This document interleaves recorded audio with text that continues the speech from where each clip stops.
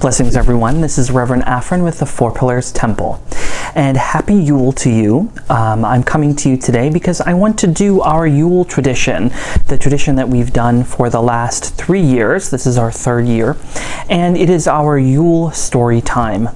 So every year, I choose a story that I'd like to share with you to read, to kind of get everyone into the spirit of Yule and to maybe learn a little bit about the holiday from maybe a pagan perspective, or just to kind of get some insight into, some of the things that maybe we as pagans find important during this time of year. And so before I do that, though, I wanted to take the opportunity to talk a little bit about Yule, just to kind of recap for those of you who maybe never seen some of my other videos, and then I'll recap some of the other stories that I've read, and then we'll move into today's story. So Yule is a holiday which falls on the winter solstice, the shortest day of the year. And for many of us pagans, it is the day when the sun is reborn. It is the day when the daylight starts to increase, and we go from the shortest day of the year and we start to see those hours, those days, those minutes, that sunlight increase as we move forward. And so many of our ancient ancestors believed that this was also the time when the sun was reborn, right? And so in our mythic cycle, excuse me, in our mythic cycle, we believe that the goddess becomes impregnated with the young lord, the god, on Beltane, and then as the year moves on, she gets closer and closer to birth, and the old god dies at the harvest. So at Samhain, which is at the end of October, the old god dies. The goddess, in sadness, very much like the story of Demeter and Persephone, the goddess in her sadness goes into a slumber, into a rest, right? And so she spends the next couple of weeks, 6 weeks, kind of in this liminal sort of state. And then at Yule, she gives birth to the sun. And as she gives birth to the sun, then from there, the days grow longer, she grows in strength. And as both the god and the goddess grow in their strength, the crops begin to grow again, the plants and the animals begin to produce again, the wild animals begin to bear children and fruit, the plants begin to grow and the flowers begin to bloom as we move into the spring and the summer months, right? As we continue the cycle of life, death, and rebirth. And so for some pagan traditions, Yule is the first, the beginning of the new year.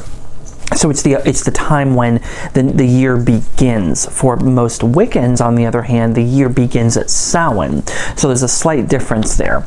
But one thing that some organizations will observe is they will observe the telling of stories, right? Think about our ancestors, maybe during the Middle Ages, or before we had TV and before we had entertainment like we do on this mass scale that we do today.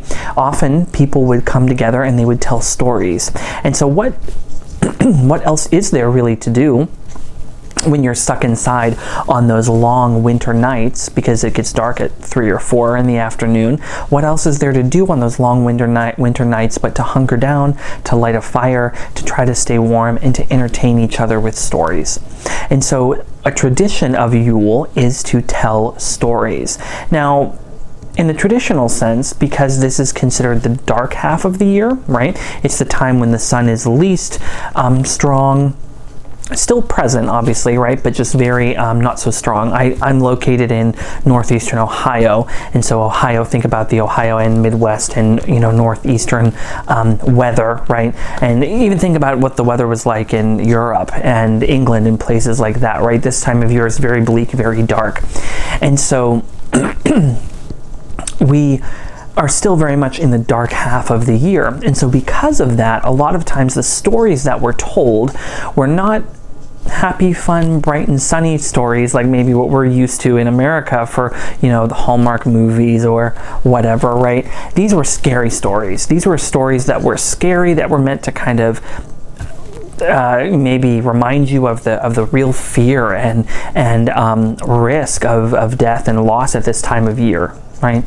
You know, our ancient ancestors had dealt with a lot of loss as animals became sick and died over the winter. They dealt with a lot of loss as elders who didn't have the strength, the resources, the medical care to be able to make it through the winter when they got sick, right? So this was a really scary time for the ancestors. And so traditionally they would tell stories. So I don't tell scary stories. I'm not saying I never tell scary stories, but I don't tell scary stories at Yule. I tell other kinds of stories. So this is the 3rd year. So that's just a little bit about Yule, just to kind of give you context of what we're talking about. So this year, I wanted to read another book with you, and this is similar to the book I read the first year. So the first year, I read a book called the Tomten. And for any of you who maybe are not familiar with what a Tomten is, you might be familiar with the English word brownie, sprite, fairy. In the Germanic world, they might call them Landvätter, right? Land spirits, or house spirits, right? And so a Tomten is a small little house spirit that lives in the house on the property. Traditionally, they were viewed as being the spirit of the first person, the first farmer who cleared the land, and who cultivated the land and set up the homestead, right? So traditionally, that's kind of how they're viewed. But as the years kind of went on, they kind of became more kind of like house spirits, right? They're the brownies that help to wash the dishes or help to fold the laundry, or maybe steal that sock, right? Or steal that matching pair of something that you're missing now because they got a hold of it and took it away, right? So I read a story about the Tomten in the first year, and then last year I read a really great book called The Shortest Day, and it's more like a pagan perspective on the holiday of Yule. So if you ever get a chance, I would definitely recommend that you go back and check out those other videos, and maybe even consider purchasing those books yourself and supporting local writers. I should say small writers. So let's go ahead and dive into this year's reading, and gather around, grab your hot cocoa or grab your warm cider, and join me for this year's story. So this year's story is called The Tomten and the Fox. And this story is written by the same person who wrote the story the first year, the Tomten, right, which is by Astrid Lindgren. So that's what it looks like, The Tomten and the Fox. So join me as we read The Tomten and the Fox together.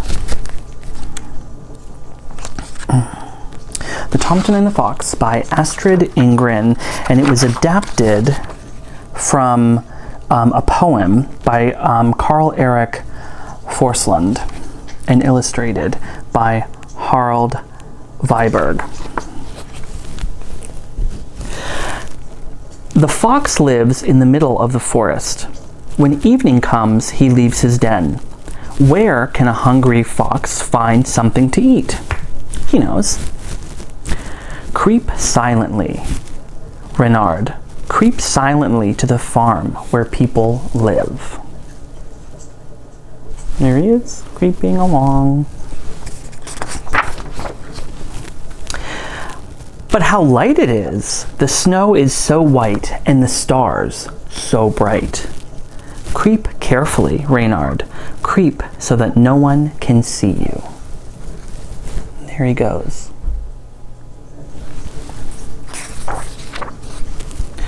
Who will see him? There is a light in the window, and there are people inside the house. But no one will look out to see a hungry fox coming through the snow. But someone can see you, Reynard, the Tomten who watches the farm at night. See if you can spot the Tomten in that video, or in that picture there.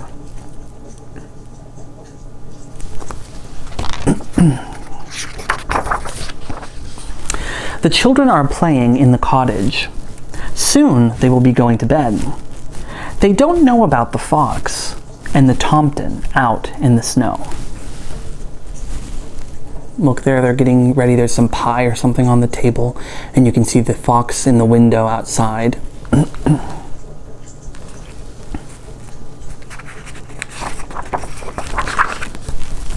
The fox sneaks around the cowshed. There must be something for a hungry fox to eat. Creep silently, Reynard, so that no one will hear you.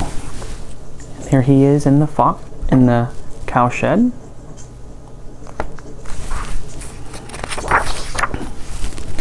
Now everything is quiet. The cows are fast asleep. What do cows care about a fox?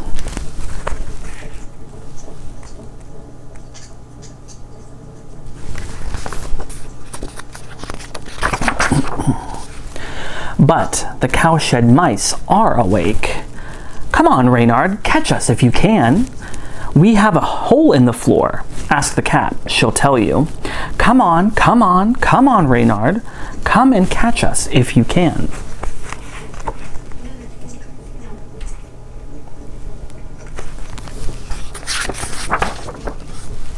Who cares for mice? There are other things which taste better. Look out, hens, for Reynard is coming. Oh, the fox is here. Oh, help, help. Then steps are heard outside. The hen hears them and the fox hears them. Who is coming through the snow? Who do you think it is coming through the snow? Let's find out. Only an old Tomten who guards the farm at night.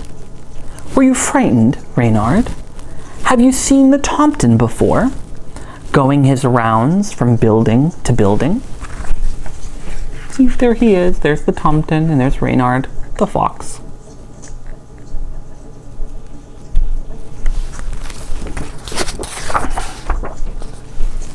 An old Tomten knows that a fox can be hungry. You know that no one is allowed to steal our hens, don't you, Reynard? Hens, says Reynard. Who thought of stealing hens? And there they are talking. They seem kind of friendly, don't you think?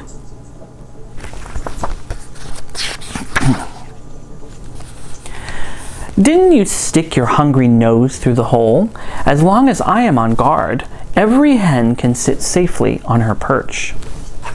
Oh, he's admonishing him. He says, look out.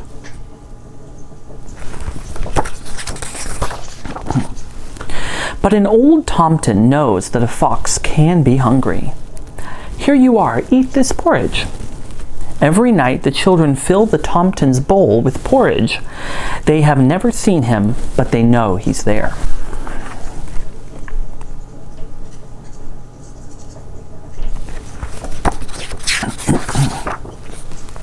It's good, isn't it? Eat, Reynard. You can share my porridge. Every night if you like, but don't touch our hens. We'll see, said the fox, but thank you anyway.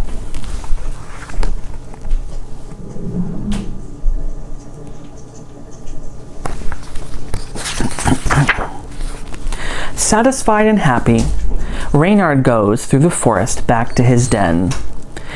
It is a night for foxes and Tomtens. People are fast asleep in their beds, but the morning star has already risen above the edge of the forest. Can you see the star?